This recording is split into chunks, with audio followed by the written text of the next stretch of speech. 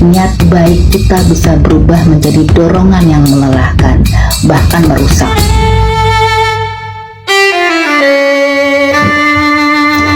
Halo, buat kamu yang mendengarkan, hari ini aku ingin mengajakmu merenung bersama tentang satu hal yang mungkin pernah kita rasakan tapi tidak pernah benar-benar kita pahami.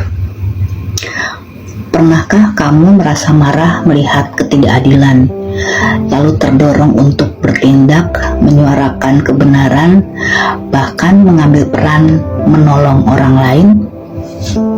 Tapi seringkali akhirnya kamu merasa lelah.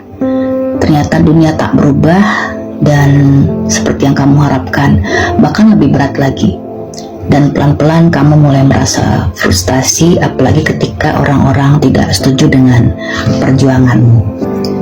Kalau kamu pernah ada di posisi ini, kamu tidak sendirian. Banyak orang yang ingin dunia menjadi tempat yang lebih adil, lebih jujur, lebih manusiawi. Mereka, kita, berangkat dari kepekaan. Tapi kadang kepekaan itu lahir dari luka. Dan tanpa kita sadari, luka itu bisa membentuk pola. Hari ini aku ingin memperkenalkan sebuah konsep dari psikolog bernama Stephen Krugman, drama triangle. Ini adalah pola hubungan yang sering terjadi ketika kita belum menyembuhkan luka-luka lama dalam diri kita. Dalam segitiga ini ada 3 peran yang sering berganti-ganti. Pertama, korban. Merasa tidak berdaya, ditindas, disalahpahami. Kedua, penyelamat. Merasa harus menolong, menyelamatkan, memperbaiki keadaan. Ketiga, penindas. Dilihat sebagai sumber masalah, orang jahat, atau simbol kekuasaan yang salah. Yang menarik, kita bisa berpindah-pindah peran ini dalam satu cerita yang sama. Misalnya, seseorang yang dulu pernah merasa tidak didengar di rumahnya, mungkin oleh orang tua mereka, tumbuh menjadi seseorang yang sangat peka terhadap ketidakadilan. Ia sering mengambil peran sebagai penyelamat. Setiap ada situasi yang terasa tidak adil, ia akan segera turun tangan. Tapi di tengah proses itu, ia bisa menjadi keras, marah, bahkan menghakimi orang lain yang dianggap tidak cukup peduli. Tanpa sadar, ia bisa berubah menjadi penindas dalam nama perjuangan. Dan ketika orang lain mulai mengkritiknya, ia kembali merasa menjadi korban. Siklus pun berulang. Krugman menyebut ini sebagai drama, karena semuanya berputar dalam emosi, luka lama, dan peran-peran yang tidak selesai. Lalu apa yang bisa kita lakukan?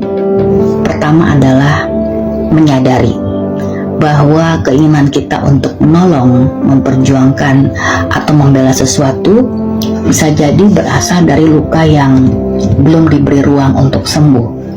Bukan berarti keinginan itu salah, tidak sama sekali. Tapi saat kita belum sadar asal-usulnya, niat baik kita bisa berubah menjadi dorongan yang melelahkan, bahkan merusak. Yang kedua adalah mengambil jarak dan peran. Tidak semua situasi membutuhkan kita untuk menjadi penyelamat. Kadang orang hanya butuh didengar, bukan diselamatkan. Kadang sistem yang kita kritik lebih kompleks dari yang tampak di permukaan. Dan kadang kita sendiri yang belum dirangkul sebelum merangkul yang lain. Yang ketiga, dan ini yang terdalam, adalah memaafkan diri sendiri karena pernah terluka. Ketika kita berdamai dengan masa lalu, kita tidak lagi tergoda untuk menjadi pahlawan. Kita cukup menjadi manusia yang sadar, yang hadir, dan yang penuh cinta. Akhirnya, perjuangan yang paling sunyi dan paling sulit adalah bukan melawan sistem di luar sana, tapi menyembuhkan cara kita mencintai dunia ini, tidak dengan kemarahan, tapi dengan kehadiran. Tidak dengan dramatisasi, tapi dengan kebijaksanaan. Terima kasih sudah mendengarkan. Sampai jumpa di perjumpaan berikutnya. Bye.